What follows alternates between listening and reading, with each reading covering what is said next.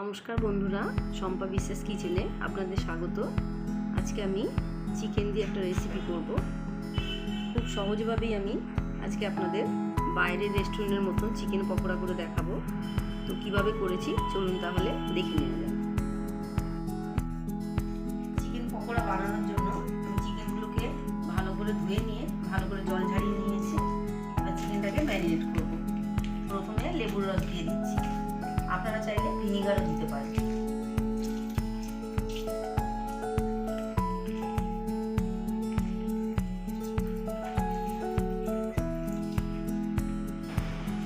আদা রসুন বাটা,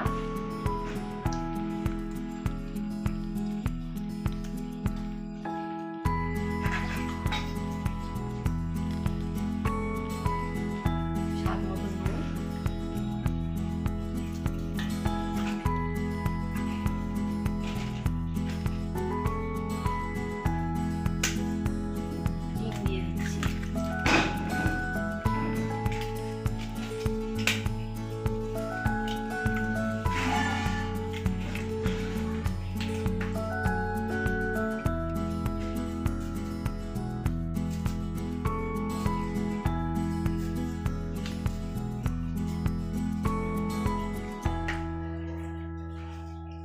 ধনেপাতা,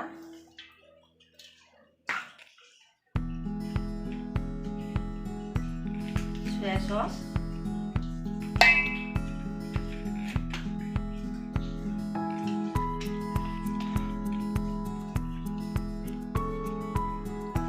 টমেটো সস,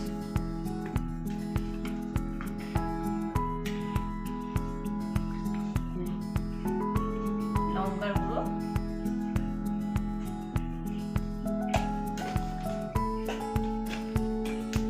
গরম মশলা গুঁড়ো,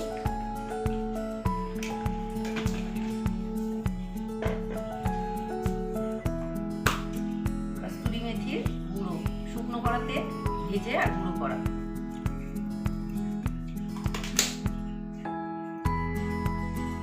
সব মশলা দেওয়ার পরে হাত দিয়ে ভালোভাবে মিশিয়ে নিতে হবে।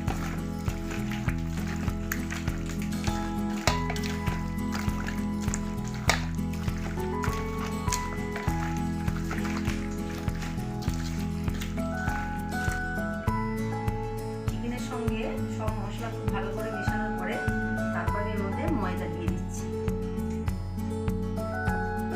দিয়ে দিলাম। ময়দার থেকে কর্নফ্লাওয়ারের পরিমাণটা একটু বেশি দিতে হবে।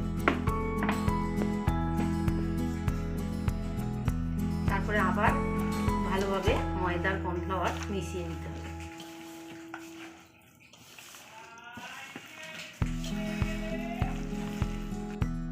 ভালোভাবে সব কিছু মাখিয়ে নেওয়ার পরে আমি এটাকে 2 থেকে 3 ঘন্টা রেখে দেব।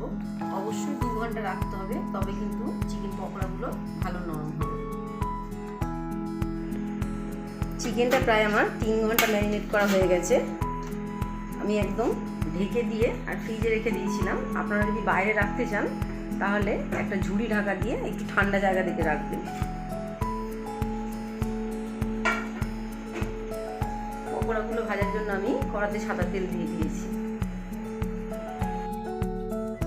তেলটা খুব ভালো করে গরম করে নিতে হবে। তেলটা খুব ভালো গরম হয়ে গেছে, আমি একটু কড়ার গায়ে ঘুরিয়ে নিলাম।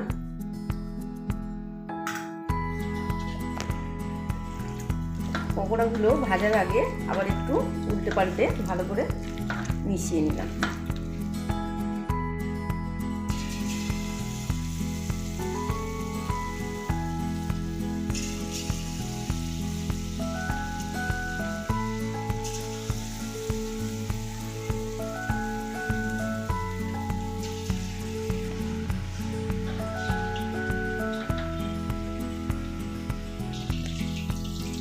পকোড়াগুলো কিন্তু গ্যাসের আঁচটা মিডিয়াম টু হাই রেখে ভাজতে হবে।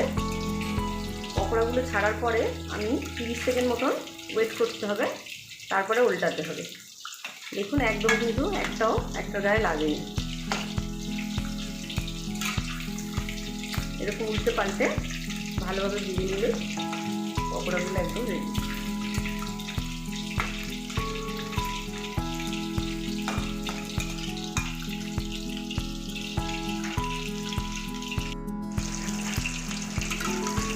পকোড়াগুলো ভালোভাবে ভাজা হয়ে গেছে, এবার আমি তুলে নেব।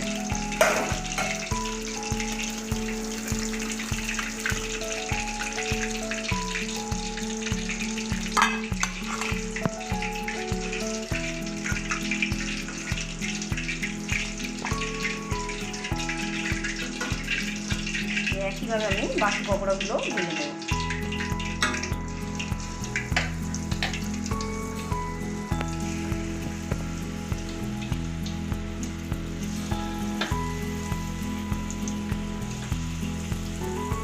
পকোড়াগুলো আমার সব ভাজা হয়ে গেছে, আমি প্লেটে সাজিয়ে নিয়ে চলে এসেছি।